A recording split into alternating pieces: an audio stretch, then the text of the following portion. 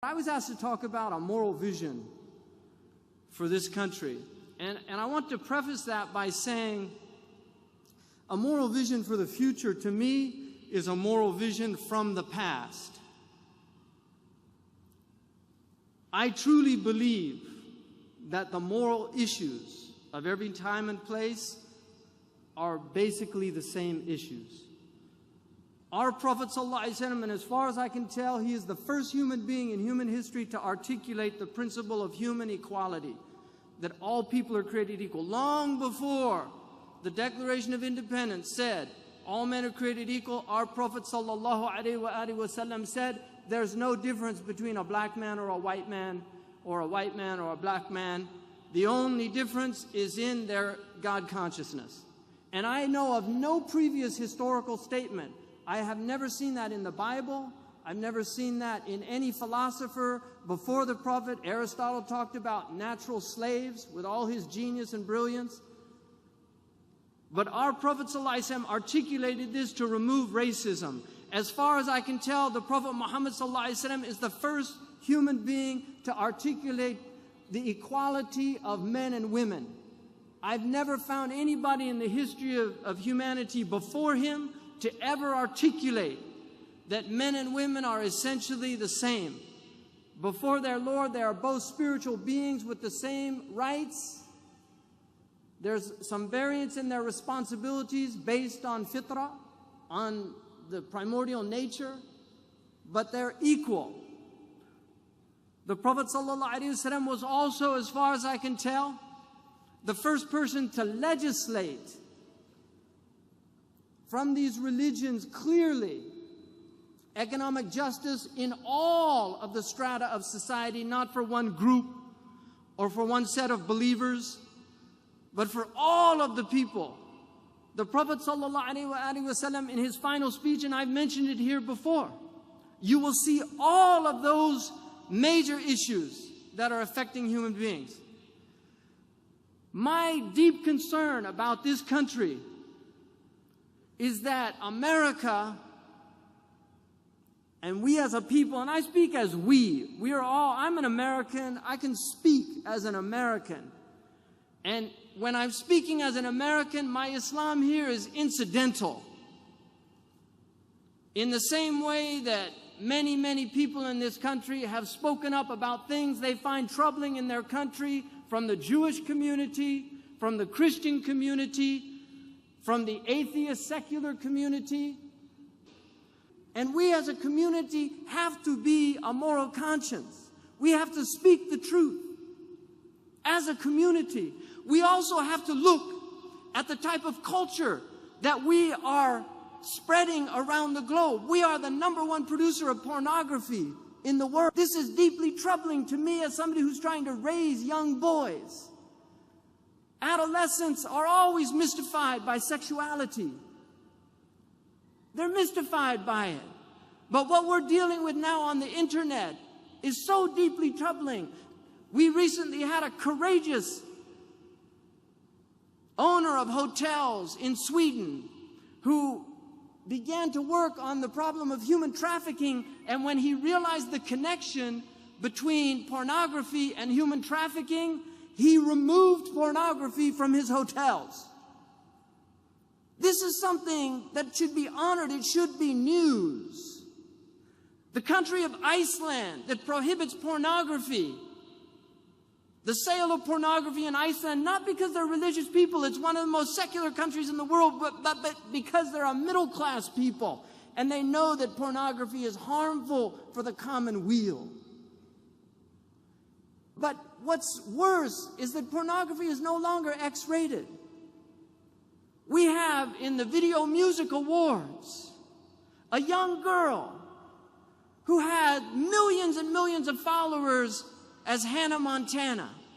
Millions of young American girls that saw her as something to be emulated, to be looked up at.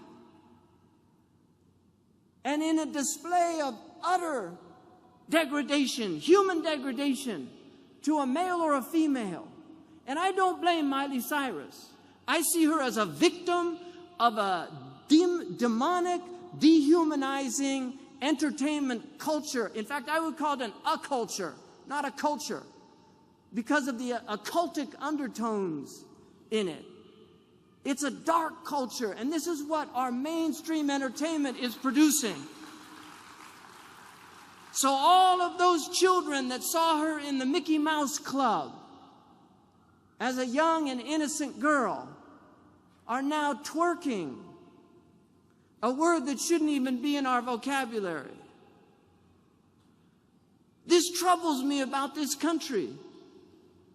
And I think Muslims, as one of the last bastions of really serious commitment to modesty, to honoring our women, may Allah reward all of you, all of these women, incredible courage in the midst of a naked society, a society that removes clothes, that these women go out every day in their jobs, working amidst people who see it as some kind of backward, retrograde approach to women. And yet we have social science that has shown that when men see a naked woman or a woman in a bathing suit, the same area of the brain that lights up when they see a tool lights up.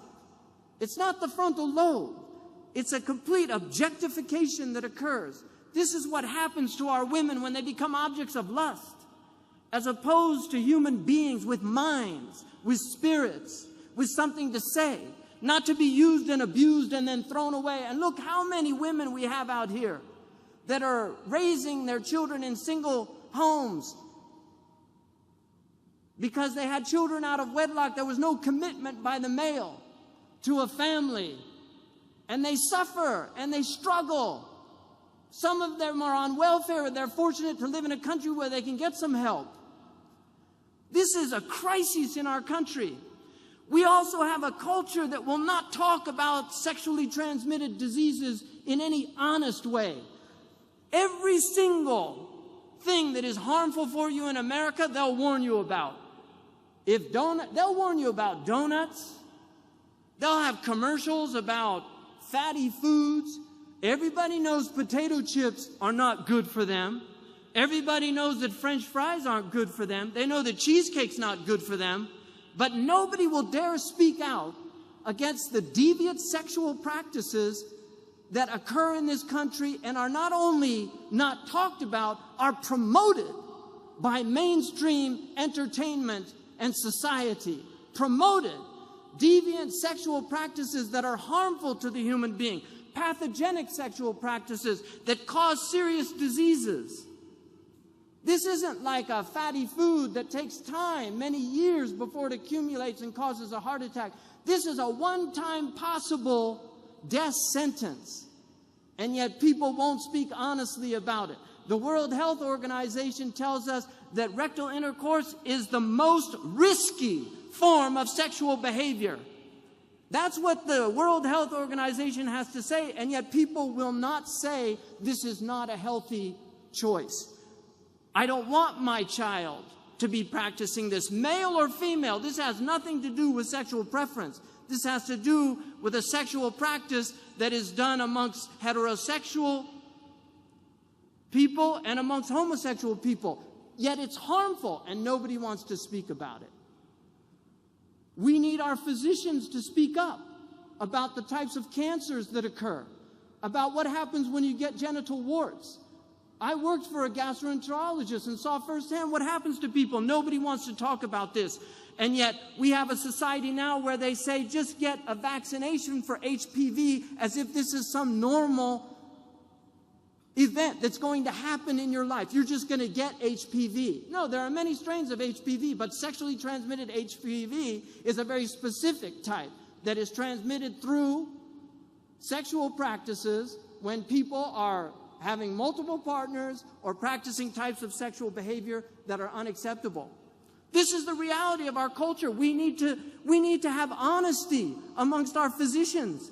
People need to speak out. They can't be afraid of a culture that is promoting pathogenic forms of behavior. Recently, at the Gay Pride Parade in New York, they requested that they all get meningitis shots because there's a new strain of meningitis in the homosexual community that is extremely deadly and has only shown up in that community.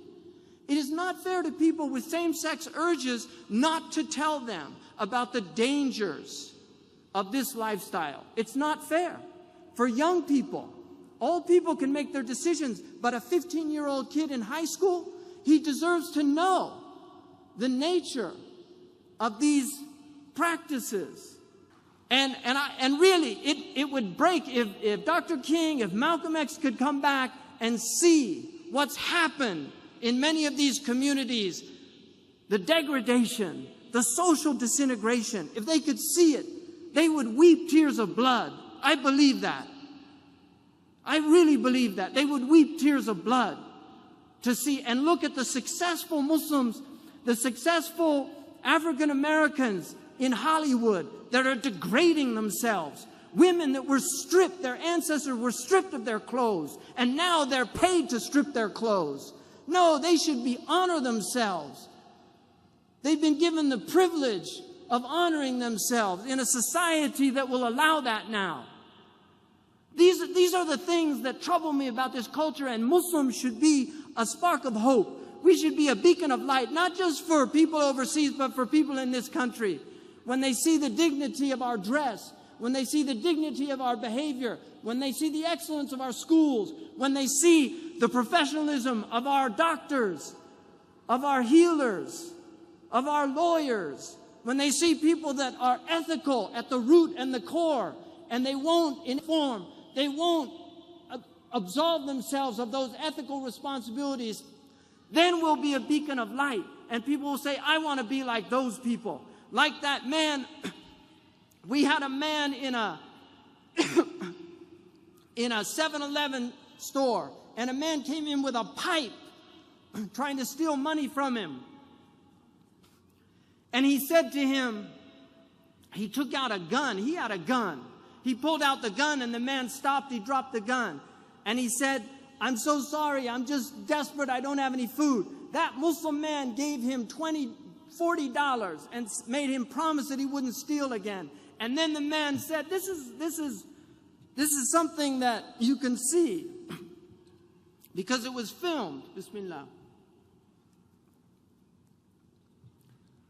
That man who was robbing that man said,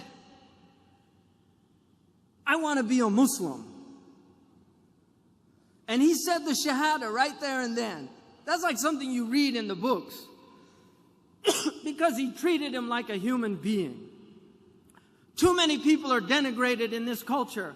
We have now a culture that's emerging where people live in these bubbles and then other people live in another world, where SWAT teams invade their homes on a daily basis, where their children are taken away from them because of these protective services, and they don't have the lawyers that can prevent that from happening. Really, there are two Americas that have emerged, the VIP America and the poor America. The middle class has eroded immensely. Now you can, if you have money, you can drive in the fast lane. It didn't used to be like that in America. Now if you go to Disneyland or any of these amusement parks, you have fast tracks. Because if you have money, you don't have to wait in line with the peons. This is different from the ideal that was America. So we have a lot of work to do. And finally, in conclusion, I want to say to all of you, I've heard a lot of Muslims lately say, I'm so depressed. I was recently in Arabia, and I have a Muslim friend. He was a very active Muslim. And I said, what are you doing these days? He said, no, I've given up. That's what he said to me. He said, I've given up. I've had enough. You know, there's no hope. I grabbed him and I shook him, literally, physically. And people who know me know that I'm very capable of doing that. I shook him and I said to him, what do you mean there's no hope? If you want a bid'ah, hopelessness is a bid'ah. We are a religion of hope. We live on hope. Every time you're depressed or you say there's no hope, what you're saying to every African that was brought over in chains and survived the transatlantic crossing and came here and lived in slavery and marched to get their civil rights, you're saying to them that was all a waste of time. If you're depressed, you're dishonoring all those Andalusians who were chased out of what was called paradise at the time. They were chased out of Andalusia, but they made new lives for themselves in Tunisia, in Morocco. And today you have Andalusian families that hail from Andalusia, just like you have Palestinians here that were chased out of their homes. You're dishonoring all of those Indians that migrated to Pakistan with the hope of a better life. You're dishonoring the Afghanis that have lived in over 30 years of war, and they're still trying to hold their heads high. We can't do that. There's no room for hope. I'm in it till the last breath. I'm in it till the last breath. Because in that last breath, and I pray to God that Allah SWT gives me on my last breath, Ashhadu an la ilaha illallah wa ashhadu anna Muhammad Rasulullah, because I believe in the promise of God. I believe that His prophet was true. I believe that hell is true and that the fire is true and that the day of judgment is true. And I testify to the truth of the sirat, that we will be weighed in the balance, and there will be those who are found wanting, and there will be those who are given grace, and there will be the outstrippers. These are all true things that every prophet has taught, and I believe in them. And I will hold to them till I die, and the struggle continues. This world was never meant to be paradise. God has created a world that is meant to drive you to God. And if you're being driven to the devil, you've been duped, my friends. Because all of the hardships that you suffer in your life, if you believe in God, you will find those rewards on the day of judgment. I was in Abu Dhabi, and a taxi driver said to me, and I'm done. I was in Abu Dhabi. A taxi driver said to me, I said, where are you from? He said, Dar'a. And I said to him, I hope that your family's safe. He said the house caved in on them. My father was killed. He said to me, I've worked 12 years. Every month I sent everything I could back to my father to build that house. And it was destroyed. I feel like my whole life is a waste. I said to him, Ya akhi, bil Arabiya, ihtasib 'inda Allah. Wallahi kunta fi birrin biwalidayk. You were in filial piety to your parents. Believe in the promise of Allah subhanahu wa ta'ala. What you're doing is not to build in this world. Man bana li hadhihi dunya faqad khaba ma bana. If you build for this world, what you build will go to naught. We build for the next world, not for this world. And if what we build, if my college in California is destroyed by an earthquake, so be it. So be it. But we are builders for the akhirah, and this is the place we do it. Jazakumullah khairan wa assalamu alaikum.